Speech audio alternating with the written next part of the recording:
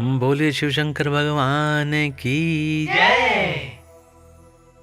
प्रिय भक्तों, श्री शिव महापुराण के रुद्र संहिता पंचम युद्ध खंड की अगली कथा है गजासुर की तपस्या, वर प्राप्ति और उसका अत्याचार।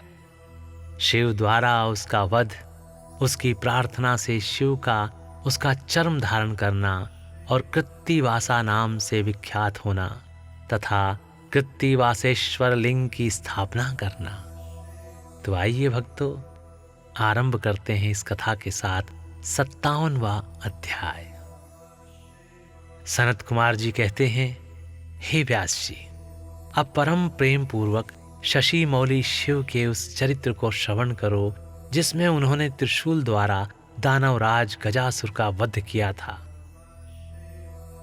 गजासुर महिषासुर का पुत्र था। जब उसने सुना कि देवताओं से प्रेरित होकर देवी ने मेरे पिता को मार दिया था, तब उसका बदला लेने की भावना से उसने घोर तप किया। उसके तप की ज्वाला से सब जलने लगे। देवताओं ने जाकर ब्रह्मा जी से अपना दुख कहा। तब ब्रह्मा जी ने उसके सामने प्रकट होकर उसके प्रार्थना अनुसार उसे वरदान दे दिया कि वह काम के वश होने वाले किसी भी स्त्री या पुरुष से नहीं मरेगा, महाबली और सबसे अजेय होगा। वर पाकर वह गर्व में भर गया। सब दिशाओं तथा सब लोकपालों के स्थानों पर उसने अधिकार कर लिया। अंत में भगवान शंकर की राजधानी आनंदवन काशी में जाकर वह सबको सताने लगा। देवताओं ने भगवान शंकर से प्रार्थना की। शंकर काम विजयी हैं ही। उन्होंने घोर युद्ध में उसे हराकर त्रिशूल में पिरो लिया। तब उसने भगवान शंकर का स्तवन किया। शंकर ने उस पर प्रसन्न होकर इच्छित वर मांगने को कहा। तब गजासुर ने कहा, हे दिगंबर स्वरूप महेशान, यदि आप मुझ पर प्रसन्न हैं तो अपने त्रिशूल की अग्नि से पवित्र हुए मेरे इस चर्म को आप सदा धारण किए रहें। हे विभो, मैं पुण्य गंधों की निधि हूं, इसलिए मेरा यह चर्म चिरकाल तक उग्र तपरूपी अग्नि की ज्वाला में पड़कर भी दग्ध नहीं हुआ है। हे दिगंबर, यदि मेरा यह चर्म पुण्यवान न होता तो रणांगण में इसे आपके अंगों का संग कैसे प्राप्त होता। हे शंकर, यदि आप तुष्ट हैं तो मुझे एक दूसरा वर और दीजिए। वह यह है कि आज से आपका नाम कृत्तिवासा विख्यात हो जाए।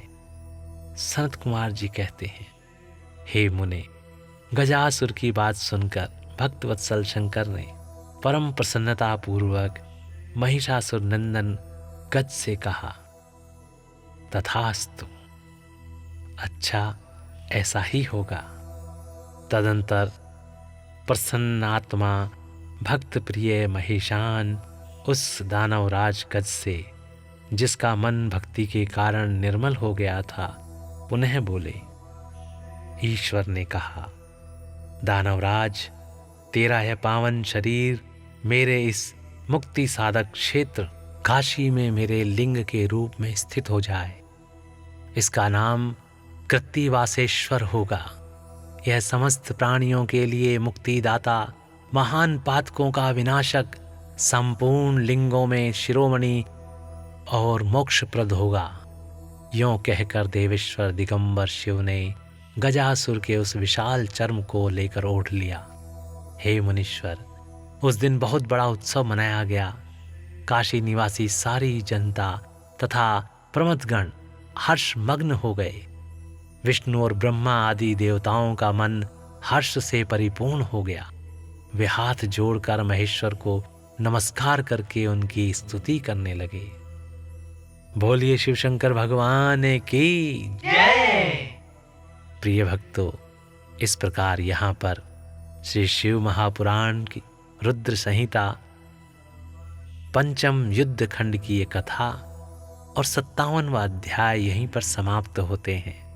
तो भक्तों, स्नेह के साथ बोलिए, बोलिए शिव शंकर भगवान की जय। ओम नमः शिवाय। ओम नमः शिवाय। ओम नमः शिवाय।